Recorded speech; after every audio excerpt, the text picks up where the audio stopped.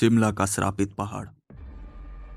यह कहानी उन चार दोस्तों की है जिनके साथ कुछ ऐसी घटना घटी जिससे उनका पूरा जीवन ही बदल गया। आइए जानते हैं ऐसा क्या हुआ था।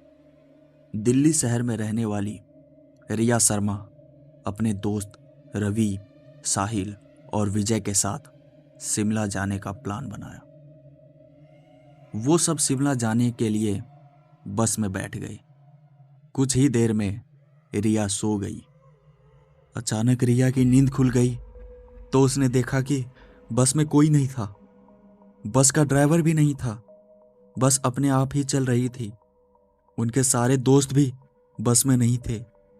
यह सब देखकर डर के मारे रिया जोर जोर से चिल्लाने लगी। अचानक उसे लगा कि उसके पीछे कोई खड़ा है। जब उसने पीछे मुड़कर देखा तो वहां एक स्त्री बैठी हुई थी। उस स्त्री का चेहरा जला हुआ था। ऐसा लग रहा था कि किसी ने उसके चेहरे पर एसिड फेंका हो।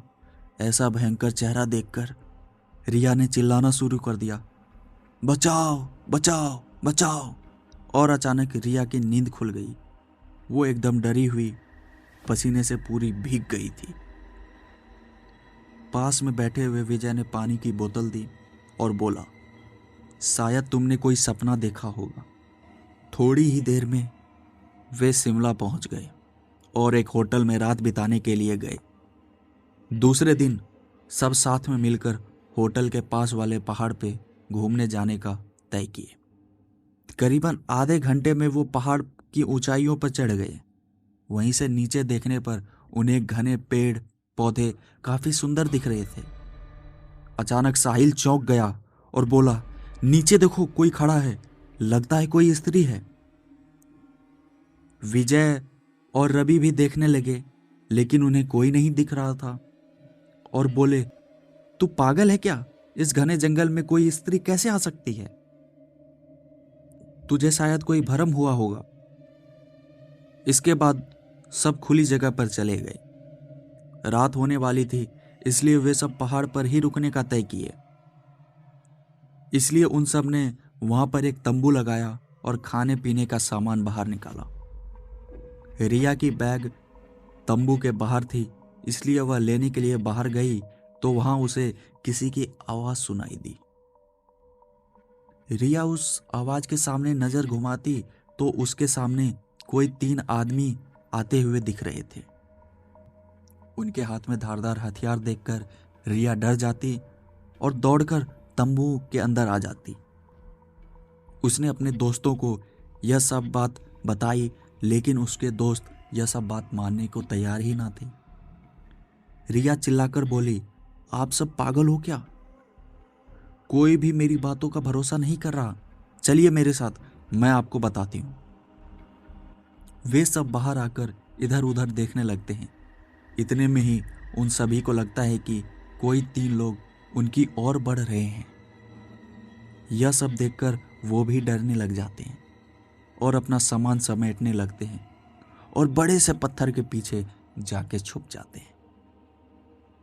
थोड़ी ही देर में वो ऊपर आ जाते हैं और रिया देख रही होती है कि उनके हाथ पैर बिल्कुल आम आदमियों जैसे नहीं थे। वे सब एक जगह पे बैठ जाते हैं और कुछ तांत्रिक विद्या शुरू करते हैं।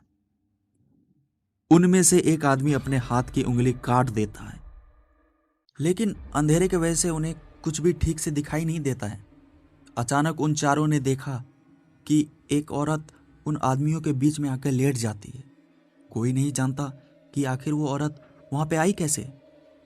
रिया ने कहा, मुझे कुछ समझ नहीं आ रहा है, आखिर यह सब क्या हो रहा है? मुझे बहुत डर लग रहा है।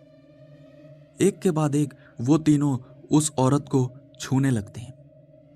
वहीं पे अचानक उस औरत ने उन चारों के तरफ इशारा करती है।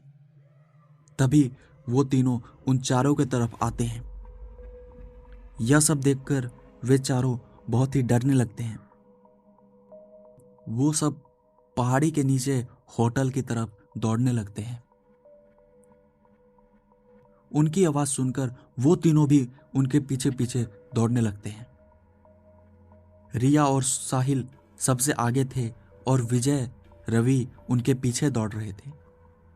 रिया और साहिल होटल में पहुंच गए, लेकिन रवि और विजय का कोई पता नहीं चल रहा था। उन्होंने होटल वालों को उनके बारे में सभी बातें बताई, लेकिन होटल वालों ने कहा उस पहाड़ पे कोई नहीं जाता, वो पहाड़ श्रापित है। जो भी वहां जाता है वो कभी वापस लौट कर नहीं आता। आपकी किस्मत अच्छी थी कि आप जिंदा हैं।